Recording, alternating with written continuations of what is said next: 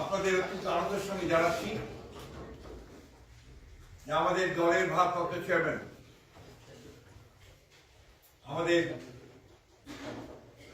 কোটি কোটি মানুষের সবচেয়ে প্রিয় মানুষ, যিনি দীর্ঘ প্রায় 18 বছর ধরে নির্বাসিত অবস্থায় রয়েছেন বিদেশে,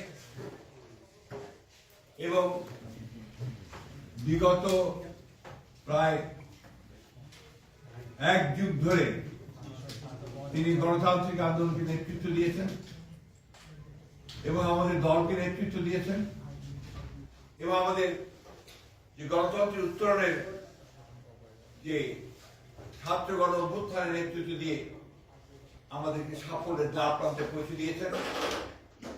আমাদের সেই সংগ্রামী নেতা, এই দেশের গণমানুষের অত্যন্ত প্রিয় মানুষ যারা তারেক রহমান, আমাদের দলের ভারপ্রাপ্ত চেয়ারম্যান, তিনি আগামী 25শে ডিসেম্বর, আমি আবার রিপিট করছি যে আগামী 25শে ডিসেম্বর তিনি ঢাকার মাটিতে আমাদের মাঝে এসে পৌঁছবেন।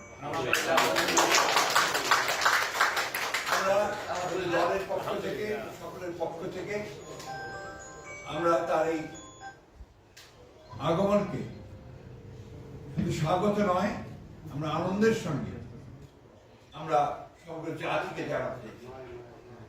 এবং আজকে গণতন্ত্র উত্তরণের পথে যে সমস্ত বাধাগুলো সৃষ্টি হয়েছিল, আমরা মনে করি যে আমাদের ভারপ্রাপ্ত চেয়ারম্যান তারেক রহমান সাহেব দেশে এসে পৌঁছলে সেই সমস্ত বাধা দূর হয়ে যাবে।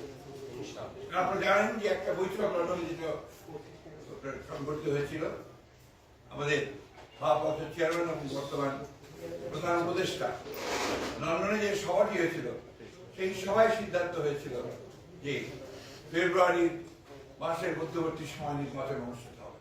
ফলে আমাদের নির্বাচন সম্পর্কে যতটুকু আপনার শঙ্কা ছিল সেটা চলে গিয়েছিল। গতকাল নির্বাচনের তফসিল ঘোষণার মধ্য দিয়ে নির্বাচনের যে রেল চলতে শুরু করেছে, যে সারা দেশের মানুষের মধ্যে যে একটা আশা প্রত্যাশা সৃষ্টি হয়েছে, সেটা বাস্তবায়িত হতে চলেছে। আমরা আবারও আপনাদের জানতে চাই যে এই বিষয়টা আপনারা যথাযথ আপনার মূল্য দিয়ে আপনারা জাতির সামনে তুলে ধরবেন এবং একই সঙ্গে আমাদের ভারপ্রাপ্ত চেয়ারম্যানের আগমন যেন অত্যন্ত সুন্দর সুষ্ঠুভাবে হতে পারে সেই বিষয়ে আপনারা আমাদেরকে সহযোগিতা করবেন।